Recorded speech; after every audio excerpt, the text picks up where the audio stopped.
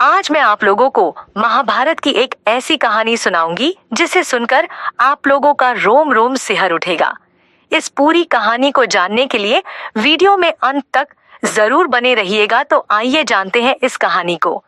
युधिष्ठिर जुए में अपना सर्वस्व हार गए थे।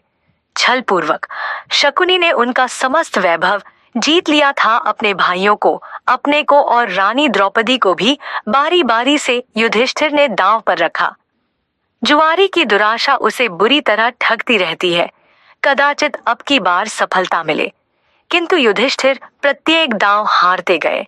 जब वे द्रौपदी को भी हार गए, तब दुर्योधन ने अपने छोटे भाई दुशासन के द्वारा द्रौपदी को उस भरी सभा में पकड़ मंगवाया। दुरात्मा दुशासन पांचाली के केश पकड़कर घसीटता हुआ उन्हें सभा में ले आया। द्रौपदी रजस्वला थी और एक ही वस्त्र पहने थी। विपत्ति यहीं समाप्त नहीं हुई।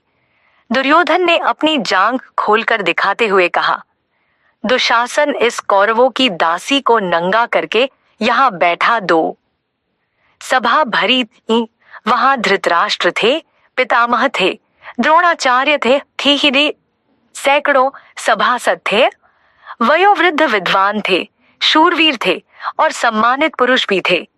ऐसे लोगों के मध्य पांडवों की वह महारानी, जिसके केश राजसूय के अवभूत स्नान के समय सिंचित हुए थे, जो कुछ सप्ताह पूर्व ही चक्रवर्ती सम्राट के साथ साम्राज्य के रूप में समस्त नरेशों द्वारा वंदित हुई थी, रजस्वला होने की स्थिति में केश पकड़कर घसीट लाई गई और अब उसे नग्न करने का आदेश दिया जा रहा है। होने को वहां विदुर भी थे, किंतु उनकी बात कौन सुनता। द्रौपदी ने अनेक बार पूछा। युधिष्ठिर जब अपने आप को हार चुके थे, तब उन्होंने मुझे दांव पर लगाया था। अतः धर्मत मैं हारी गई या नहीं? किंतु भीष्म जैसे धर्मजों ने भी कोई निश्चित उत्तर नहीं दिया। जिसकी भुजाओं में 10,000 हाथियों का बल था, उस दुरात्मा दुशासन ने द्रौपदी की साड़ी पकड़ ली। द्रौपदी व्याकुल होकर इधर उधर देख रही थी कि कोई उसकी रक्षा करेगा, किंतु पांडवों ने लज्जा तथा शोक के कारण मुख दूसरी ओर कर लिया था। आचार्य द्रोण, पितामह भीष्म, धर्मात्मा कर्ण, किसी ने भी मदद नहीं की। द्रौपदी ने देखा कि उसका कोई सहायक नहीं। कर्ण तो उलटे दुशासन को प्रोत्साहित कर रहा है और भीम, द्रोण आदि बड़े बड़े धर्मात्माओं के मुख दुर्योधन द्वारा अपमानित होने की आशंका से बंद है और उनके मस्तक नीचे झुके हैं। एक वस्त्रा अबला नारी उसकी एकमात्र साड़ी को दुशासन अपनी बल भरी मोटी भुजाओं के बल से झटके से खींच रहा है। कितने क्षण द्रौपदी साड़ी को पकड़े रह सकेगी? कोई नहीं उसकी सहायता करने वाला। उसके नेत्रों से झड़ी लग गई। दोनों हाथ साड़ी छोड़कर ऊपर उठ गए। वह भूल गई राजसभा, भूल गई साड़ी, भूल गई शरीर। वह कातर स्वर में पुकार उठी, श्री कृष्ण, द्वारकानाथ, गोपीजन प्रिय जगन्नाथ, इन दुष्ट कौरवों के सागर में मैं डूब रही हूँ, दयामय मेरा उद्धार करो। द्रौपदी पुकारने लगी। पुकारती रही उस आर्तिनाशन असहाय के सहायक करुणार्णव को। उसे पता नहीं था कि क्या हुआ या हो रहा है। सभा में कोलाहल होने लगा। लोग आश्चर्यचकित रह गए। दुशासन पूरी शक्ति से द्रौपदी की साड़ी खींच रहा था। वह हाँफने लगा था। थक गई थीं 10 सहस्त्र हाथियों का बल रखने वाली उसकी भुजाएं। द्रौपदी की साड़ी से रंग बिरंगे वस्त्रों का अंबार निकलता जा रहा था। वह 10 हाथ की साड़ी पांचाली के शरीर से तनिक भी हट नहीं रही थी। वह तो अनंत हो चुकी थी।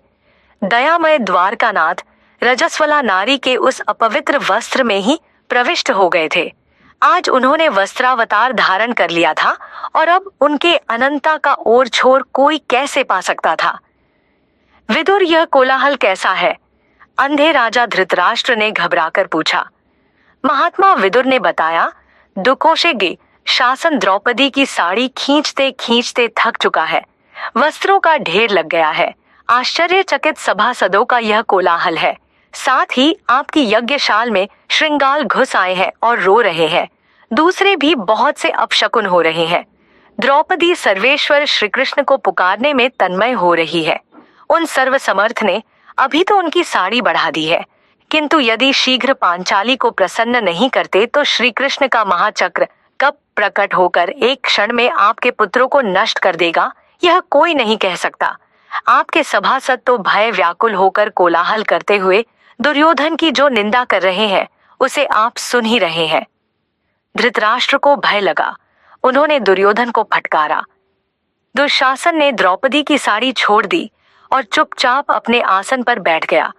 वह समझे या न समझे, पांडव तथा भीष्म जैसे भगवत भक्तों को यह समझना नहीं था कि द्रौपदी की लज्जा की रक्षा कैसे हुई।